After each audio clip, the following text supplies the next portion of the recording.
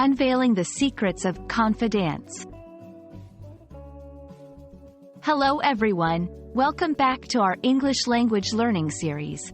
Today, we're diving into a fascinating part of English vocabulary that helps us describe relationships. Specifically, we're talking about the word confidence. Understanding this term will not only enhance your vocabulary but also help you in everyday conversations where trust and close relationships come into play. So let's get started on uncovering the full meaning and use of confidence in the English language. The word confidence, with a stress on the first syllable, confidence, refers to people whom you trust with your personal information, secrets, or thoughts. A confidant is someone you believe is reliable and will not share your information with others. The term comes from the word confide, which means to trust someone with your private matters.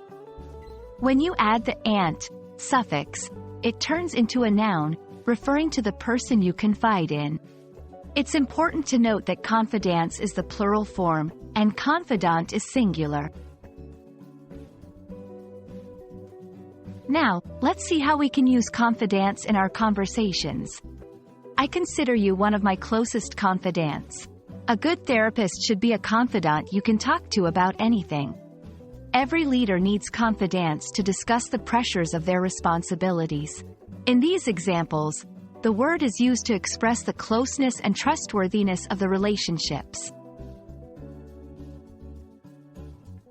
The role of confidants in one's life is invaluable.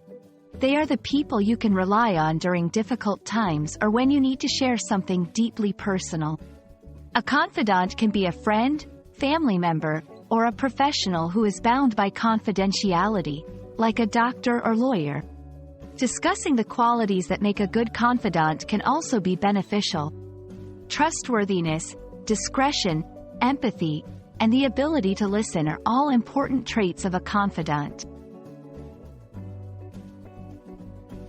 Thank you for watching. We hope this video has helped clarify what confidants are and how you can use the word in your daily life.